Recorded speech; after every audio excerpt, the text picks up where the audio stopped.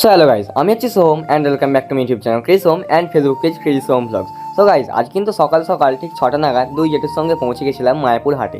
আর এত সকাল হাটে কী করতে গেলাম সেটা দেখবার জন্য তোমাদেরকে কিন্তু অবশ্যই ভিডিওটা কন্টিনিউ করতে হবে।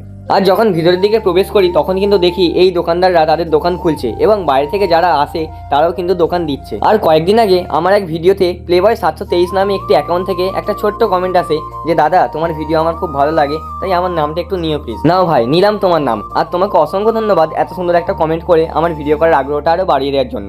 আর তুমি যদি এই ভিডিওটা দেখে থাকো তাহলে এই ভিডিওতেও তুমি একটা অবশ্যই কমেন্ট করে যেও। আর তোমাদের এই একটা কমেন্ট আমাকে কিন্তু অনেকটা মোটিভেট করে তোলে। তারপর আমরা ওখান থেকে সোজা চলে এলাম ছাগল যেখানে বিক্রি হয় সেইখানে। এবার হয়তো তোমরা গেস করতে পারছো আমরা এখানে কি করতে এসেছি।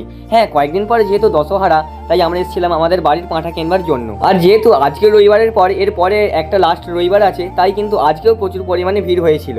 তারপর কিছুক্ষণ ভিড়েতে ঘোরাঘুরি করার পর আমাদের পছন্দ হয়েছিল এই পাঁঠাটাকে, যার দাম পড়েছিল প্রায় 9,500 টাকা। আর সত্যি কথা বলতে অন্যান্য বছরের তুলনায় কিন্তু এবছরের পাঁঠার দামটাও একটু চড়াও ছিল। আর পাঁঠা কেনা হয়ে যাওয়ার পর যখন চারিদিকটা তাকাই তখন দেখি আগের থেকেও কিন্তু আরও ভিড়টা বেড়ে গেছে। তারপর আমরা সোজা চলে এলাম মায়াপুর ছাড় ঘরে। আর পাঁঠা কেনার পর এখানেই কিন্তু আমরা ছাড় করিয়ে নিলাম এবং তার সঙ্গে এখানেই কিন্তু গরু ছাগল কিনলে ছাড় করাতে হয়। সো চলো এখান থেকে দাঁড়িয়েই তোমাদেরকে একটু হাটের ভিতরটা দেখিয়ে দিই।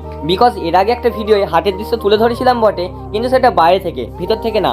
আর ভিডিওটা যেহেতু এক জায়গায় দাঁড়িয়ে করেছি তাই ক্যামেরার সামনে যতটা তুলে ধরা যায় ততটাই তুলে ধরেছি। সো চলো এবার পাঁঠাটাকে নিয়ে আস্তে আস্তে বাড়ির দিকে যাওয়া শুরু করি। এরপর তোমাদের সঙ্গে আবারও রাস্তায় দেখা হচ্ছে।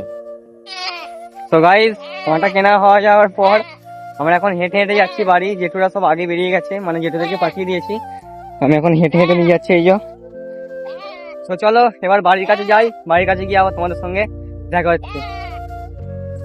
তারপর বাড়ি আসার পর পাঁঠাটাকে এক জায়গায় বেঁধে আমরা আবারও খেয়ে দিয়ে বেরিয়ে পড়লাম এক স্যারের সঙ্গে দেখা করবার জন্য। বিকজ ওই স্যারের সঙ্গে অনেকদিন আমাদের দেখা হয়ে ওঠেনি। আর স্যারের বাড়ি ছিল মায়াপুরের দিকে, তাই আমরা আবারও মায়াপুরের দিকেই যাচ্ছিলাম। তারপরে আমরা স্যারের সঙ্গে দেখা করে আবারও বেরিয়ে পড়লাম বাড়ি যাওয়ার উদ্দেশ্যে। আর দেখতে দেখতে আমরা পৌঁছেও গেলাম কাবলে। সো যাই হোক বন্ধুরা, আজকের শর্ট ভিডিওটাও এই পর্যন্তই রইলো। তোমাদের সঙ্গে দেখা হবে আবার নেক্সট শর্ট ভিডিওয়। টাটা। আর ফলো করতে ভুলো না কিন্তু।